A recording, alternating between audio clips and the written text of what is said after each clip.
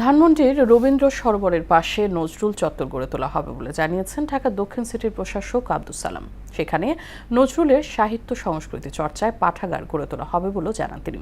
আর বিএনপির প্রান্তিক জনশক্তি উন্নয়ন বিষয়ক সম্পাদক এম এ মালিক বলেন, দেশকে এগিয়ে নিতে নজরুলের আদর্শকে ধারণ করতে হবে। ঢাকা রিপোর্টার্স ইউনিটিতে কবি নজরুলের জন্মবার্ষিকীর আলোচনায় এসব কথা বলেন তারা। আরও জানাচ্ছেন হুমায়ুন কবির। জাতীয় কবি কাজী নজরুল ইসলামের ১২৭তম জন্মবার্ষিকী উপলক্ষে ঢাকা রিপোর্টার্স ইউনিটিতে আলোচনা সভার আয়োজন করে জিয়া শিশু কিশোর মেলা। এতে প্রধান অতিথি হিসেবে অংশ নেন বিএনপি চেয়ারপারসন উপদেষ্টা ও ঢাকা দক্ষিণ সিটির প্রশাসক বীর মুক্তিযোদ্ধা আব্দুস সালাম ও বিএনপি প্রান্তিক জনশক্তি উন্নয়ন বিষয়ক সম্পাদক এম এ মালিক সহ অন্যান্যরা। এই সময় বক্তারা জাতীয় কবির সংগ্রামী জীবনের কথা তুলে ধরে বলেন, নজরুলকে বাদ দিয়ে জাতীয়তাবাদ আসবে না। নজরুলের দেখানো পথ অনুসরণ করতে পারলে মুক্তি মিলবে।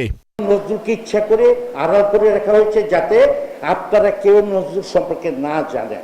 আপনি ভালোভাবে বাঁচতে চান, আপনাকে নজরুলকে পড়তে হবে।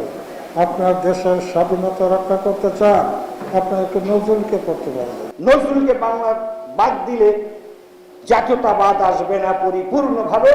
নজরুলকে বাদ দিলে একটি বৈষম্যহীন রাষ্ট্র, অন্যায়ের বিরুদ্ধে প্রতিবাদ করা, মানুষকে ভালোবাসতে শেখানো, এটা কখনই বাংলাদেশে আসবে না।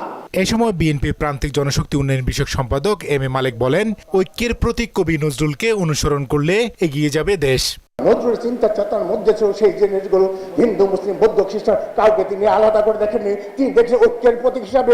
এই ঐক্যের প্রতীক হিসাবে যদি একটা দেশ জাতিকে গড়ে তুলতে পারে তাহলে আমাদের জীবন সার্থক হবে, এবং তারেক রহমান যদি সেটাকে অনুসরণ করে এই দেশকে এগিয়ে নিয়ে যেতে পারে তাহলে আমাদের জন্ম সার্থক হবে। প্রধান অতিথির বক্তব্যে ঢাকা দক্ষিণ সিটির প্রশাসক বীর মুক্তিযোদ্ধা আব্দুস সালাম জানান, প্রধানমন্ত্রী তারেক রহমানের নির্দেশে ধানমন্ডিতে নজরুল চত্বর গড়ে তোলা হবে।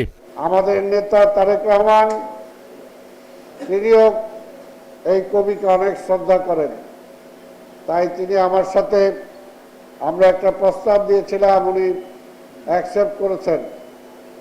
আমাদের ধানমন্ডি যেখানে রবীন্দ্র সরোবর করা আছে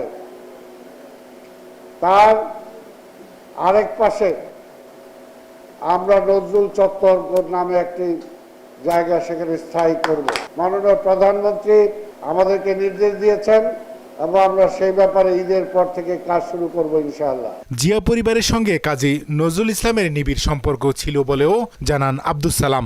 আমরা আমাদের নেতা শহীদ রাষ্ট্রপতি জিয়া রহমানের সাথে তার সামঞ্জস্য খুঁজে পাই। হুমায়ুন কবির, মোহনা সংবাদ, ঢাকা।